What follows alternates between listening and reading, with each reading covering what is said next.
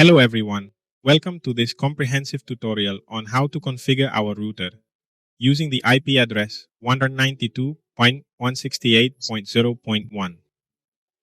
To begin, we need to ensure that our router is properly connected to both the power supply and the internet modem.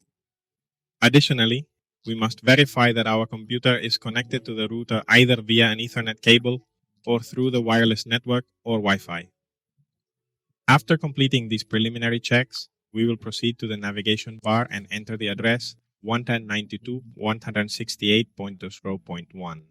This IP address is generally the default for most routers, but it is important to note that other default access addresses can vary depending on the manufacturer. If you are uncertain of the default address for your router, please refer to the manufacturer's documentation or support page for guidance. If you encounter an error while attempting to access this address, it is possible that there may be issues with the router's connections, or the address may have been manually configured incorrectly.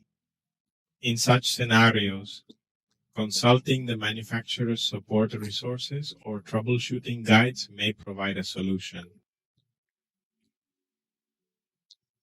Access directly to the device. To be able to do this check and know that we are in the right direction, we only have to check in our Windows settings and in the Network and Internet tab, go to our connection, to which in this case we have connected either via wireless network or network cable, and check the IP address that is giving us. Under the section labeled IP address, ensure that the first 3 digits of the address match the first 3 digits of the default gateway. The default gateway is essentially the access IP address to our router. For instance, if you see an unexpected number where the default IP should be, reconfirm the correct IP settings.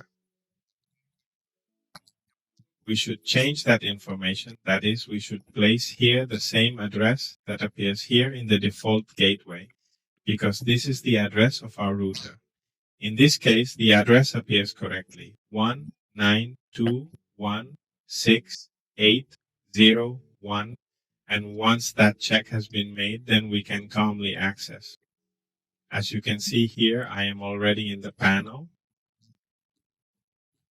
Access.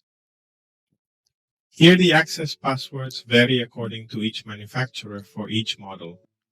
You can also check this on our configuration page, where the passwords specified by brand and model appear.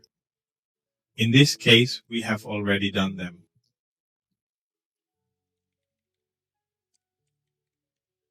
Once logged in, you will be within your router's settings panel, where you can perform all necessary configurations and adjustments as required.